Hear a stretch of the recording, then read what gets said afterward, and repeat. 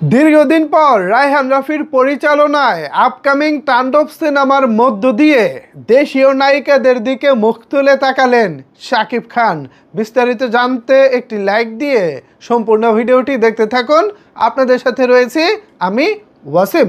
Viewers, 2023 সালের কুরবানির ঈদে প্রিয়তমা সিনেমায় শাকিব খান জুটি বাঁধেন কলকাতার নায়িকা ইধিকা পালের সাথে।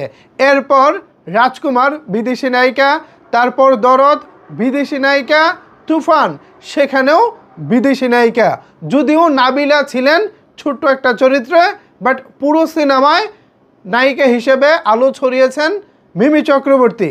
তো এই ধারাবাহিকতায় অনেকেই ধারণা করেছিলেন হয়তোবা শাকিব খান আর দেশীয় নায়িকাদের সাথে কাজই করবেন না।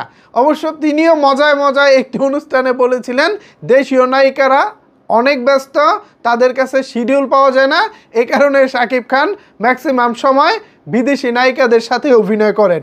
কথাটি যে শাকিব খান মজা করে বলেছিলেন এটি বুঝতে কারোরই বাকি নাই।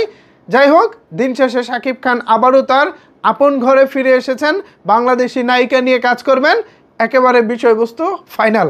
শাকিব খান তার আপকামিং তাণ্ডব সিনেমায় দেশি একজন নায়িকা নিয়ে আসবেন এবং নায়িকা মোটামুটি চূড়ান্ত, দুজন নায়িকা থাকবেন তাণ্ডব সিনেমায়, এরকমটাই জেনেছি মোটামুটি যারা অফিসিয়ালি আছেন তাদের কাছ থেকে।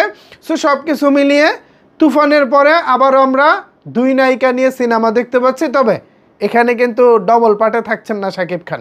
তুফানে আমরা ডবল পার্টে শাকিব খানকে দেখেছিলাম, একজন চরিত্র ছিল শান্ত, আরেকজন চরিত্র ছিল হচ্ছে গাল্লিব বিন গানি মানে তুফান।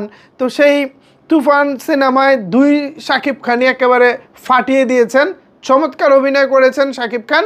এবার তাণ্ডবের জন্য শাকিব খান যে প্রস্তুতি নিচ্ছেন তা সত্যিকার অর্থে সাকিবিয়ানদের জন্য একটা দারুণ কিছুই হবে।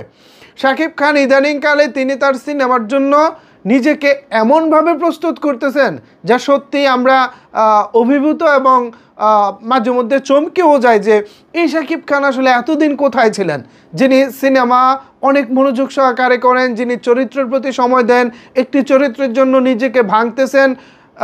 একটি সিনেমায় ধরেন হচ্ছে তুফান সিনেমায় শান্ত চরিত্রের জন্য হচ্ছে ধরেন তাকে হচ্ছে একটু চিকন হতে হবে, আবার গাল্লিব বিন গানি যেটা তুফান চরিত্র ছিল সেখানে তাকে একটু মোটা হতে হবে। একই সিনেমায় অভিনয় করতে করতে তিনি মোটা হয়ে গেছেন, আবার অভিনয় করতে করতে তিনি চিকন হয়েছেন। এটা কিন্তু ভাই কী পরিমাণে ডেডিকেশন থাকলে সম্ভব, জাস্ট আপনারা একটু চিন্তা করুন যে শাকিব খান নিজেকে আসলে কোন উচ্চতায় নিয়ে যাচ্ছেন দিন দিন। তো যাই হোক, শাকিব খান এখন নতুন লুকে আসতেছেন, এখন তাকে ক্লিন শেপে দেখতে পাচ্ছেন, কিছুদিন আগে বিপিএলের মাঠেও দেখেছেন। সো সব কিছু মিলিয়ে বেশ ভালো ফুরফুরে মেজাজে আছেন তিনি। এবং তাণ্ডব নিয়ে অলরেডি প্রযোজনা প্রতিষ্ঠান, পরিচালক তারা যেভাবে প্ল্যানিং গুছিয়ে নিচ্ছেন সব কিছু দেখে আমি বলবো ওয়াও, জাস্ট লুক লাইক আ ওয়াও। ভিউয়ার্স, এই ছিল আপাতত আমার কাছে তাণ্ডব সিনেমা সম্পর্কিত সর্বশেষ আপডেট। এখন এই বিষয়ে যদি আপনাদের কোনো কিছু বলার থাকে তাহলে অবশ্যই সেটি নিচের কমেন্টস বক্সে জানাতে পারেন। ধন্যবাদ সবাইকে এতক্ষণ আমার সাথে থাকার জন্য।